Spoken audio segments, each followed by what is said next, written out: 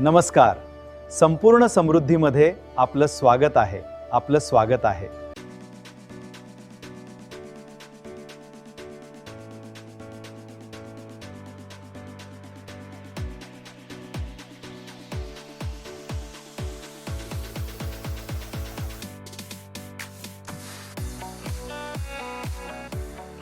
आजचा विषय दान आणि वारसा, स्वतःच्या पलीकडचा प्रभाव.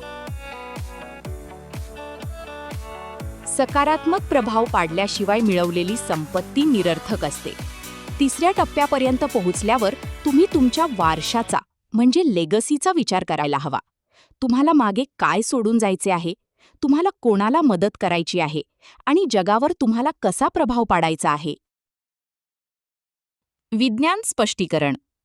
आनंद आणि पूर्ततेवरील संशोधनातून असे दिसून येते की मूलभूत गरजा पूर्ण होण्यापलीकडे आनंद हा नातेसंबंध, उद्देश आणि प्रभाव यांमधून मिळतो. केवळ स्वतःच्या फायद्यासाठी असलेली संपत्ती मर्यादित असते.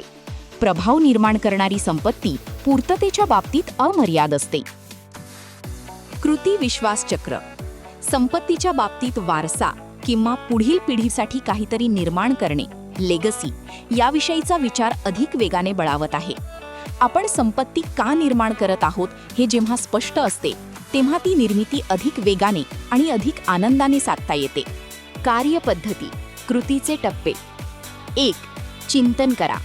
तुमचे उच्च ध्येय काय आहे? 2. निश्चित करा.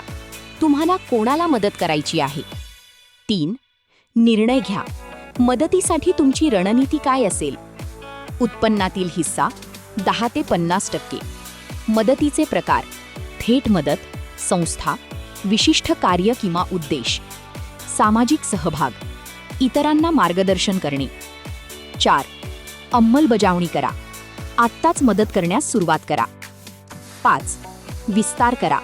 जशी संपत्ती वाढेल तसा तुमचा प्रभावही वाढू शकेल. आर्थिक उत्पन्न पातळीनुसार दानधर्म. वार्षिक रुपये 30,000 ते रुपये 50,000, 5 ते 10% रक्कम सामाजिक कार्यांसाठी द्या. एखाद्याला मार्गदर्शन, मेंटरिंग करा. वार्षिक रुपये 50,000 ते रुपये 1,00,000, 10 ते 20% रक्कम द्या. दानधर्माचे नियोजन सुरू करा. वार्षिक रुपये 1,00,000पेक्षा जास्त, 10 ते 50% रक्कम द्या. सकारात्मक प्रभाव घडवा. दशलक्षाधीश आणि त्याहून अधिक धर्मादाय संस्था किंवा न्यास स्थापन करा. समाजावर महत्त्वपूर्ण प्रभाव पाडा.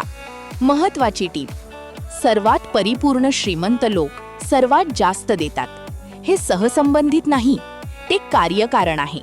देण्याने तृप्ती निर्माण होते. तुम्ही जितके जास्त द्याल तितके तुम्ही परिपूर्ण व्हाल.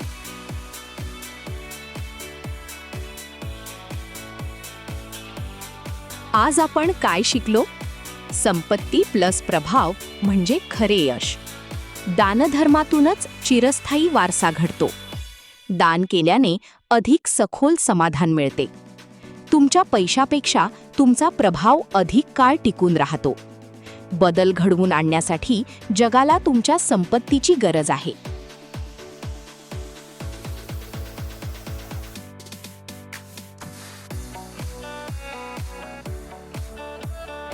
धन्यवाद. शुभेच्छा. शुभम भवतु. शुभम भवतु.